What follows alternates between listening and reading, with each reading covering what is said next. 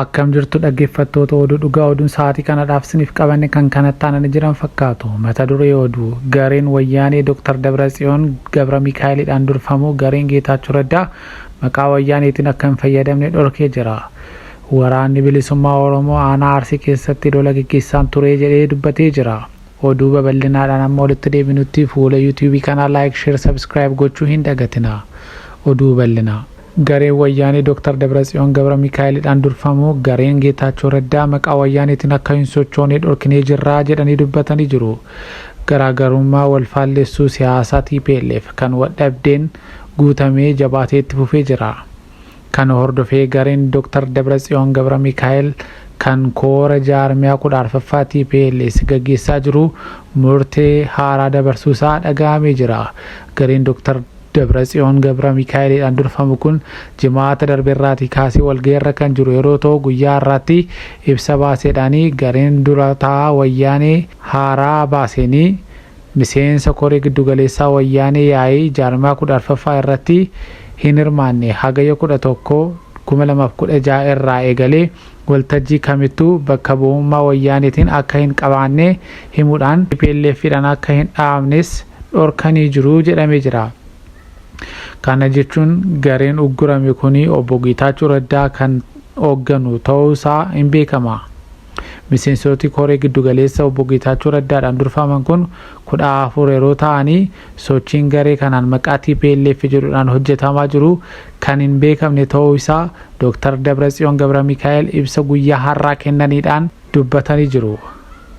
Hanga gabaasni kun barreeffametti gareen Geetaachoo Raddaa dhimma kana irratti waanta dubbatan tokkoyyuu hin qabani. Oduuma wal fakkaatuudhaan paartileen mormitoota Tigraay naannicha keessatti socho'anii mootummaan hunda galeessa ta'e akka hundeeffamu gaafatanii jiru.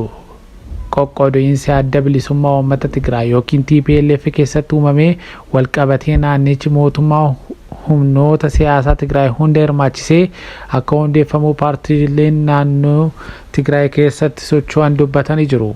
Paartileen mormitoota naannichaa Saalsaay Wayyaanee Tigraay Bunaatii fi Baayitoonaa Abbaay Tigraay ibsa waloo gaafa jimaata hagayya 10/2016 baasaniini mootummaan giddugaleessa hundeeffamee akka haaraatti filannoon akka gaggeeffamus gaafatanii jiru. Wayyaaniin iddoo lamatti wal cabsanii akka lolaa jiranis beekamee jira. Mootummaan Itoophiyaa walgahii Dr. Dabratsiyoon Gabra Mikaa'el fa'aa gaggeessaa jiran seera kan hin qabnedha jedhees ibsa baasee jira. Oduun dabalata yeroo nu qaqqabu isiniif dhiyeessina.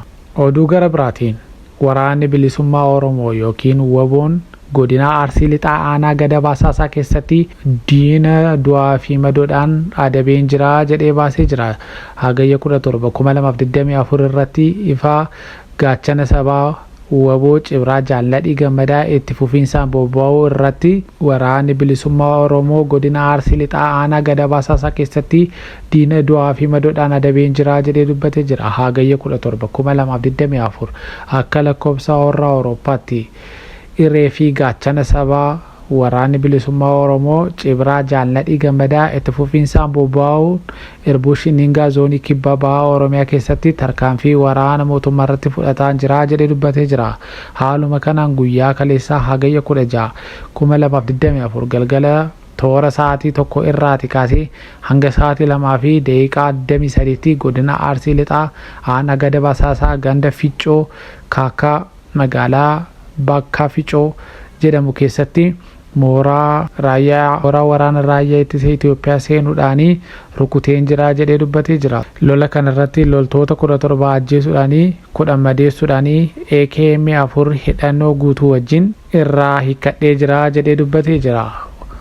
Naannoo sanatti oduu wal fakkaatuudhaan Addis Standard ibsa qabatee ba'eedhaan naannoo sanatti haaluma wal fakkaatuudhaan Addis Standard ibsa qabatee ba'eedhaan haleellaa Arsii keessatti raawwatameedhaan qeesiin tokko dabalatee namoonni 6 ajjeefamanii jiru jedhee jira. Namoonni naannoo Oromiyaa godina Arsii aanaa Asaakkootti haleellaa kibxata raawwatameedhaan oduuma wal fakkaateedhaan Arsiitti haleellaan raawwatameen qeesiin tokko dabalatee namni 6 ajjeefamuun isaa dubbatamee jira. Naannoo Oromiyaa godina Arsii aanaa Asaakkoo haleellaa kibxata darbe raawwatameedhaan yookiin qeesiin tokko dabalatee namoonni 6 ajjeefamuun isaanii dubbatamee jira. Jiraattonni aanaa Sakoo maqaan isaanii akka hin eeramne dubbatanitti gaafa hagayya 13 2024 ganda Tiijoo jedhamu keessatti kan raawwatamedha jedhanii dubbatanii jiru.